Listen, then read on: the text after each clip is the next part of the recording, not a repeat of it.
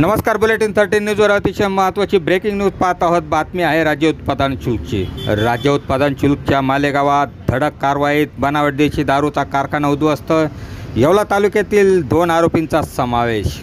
राज्य उत्पादन शुल्क विभाग सटाणा यांना मालेगाव शहरातील शेवाळेनगर शिवारामध्ये बनावट देशी दारूचा कारखाना असल्याची माहिती मिळाली।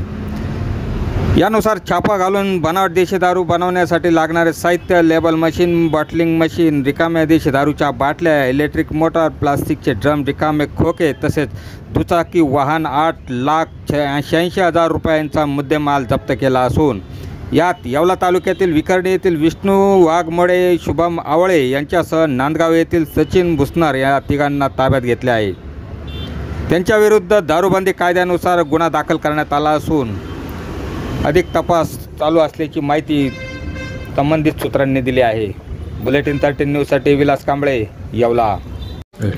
काल दिनांक 12 मार्च 2025 रोजी श्री शशिकांत गर्जे साहेब, अधीक्षक राज्य उत्पादन शुल्क नाशिक यांना मिळालेल्या खात्रीलायक बातमीनुसार आणि श्री डॉक्टर राजेश देशमुख साहेब, आयुक्त राज्य उत्पादन शुल्क महाराष्ट्र राज्य मुंबई, माननीय श्री प्रसाद सुर्वे साहेब, सह आयुक्त अंमलबजावणी दक्षता विभाग राज्य उत्पादन शुल्क, माननीय श्रीमती उषा वर्मा मॅडम, माननीय विभागीय उपायुक्त राज्य उत्पादन शुल्क नाशिक विभाग नाशिक,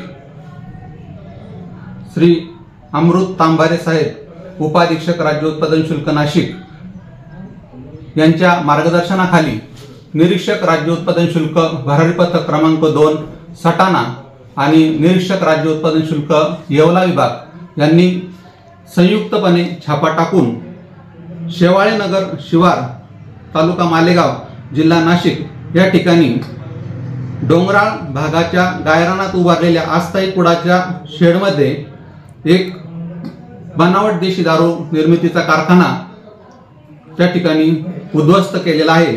यामध्ये देशी दारू बनवण्याचे साहित्य, इलेक्ट्रिक मोटार, रिकामे ड्रम्स, स्पिरिट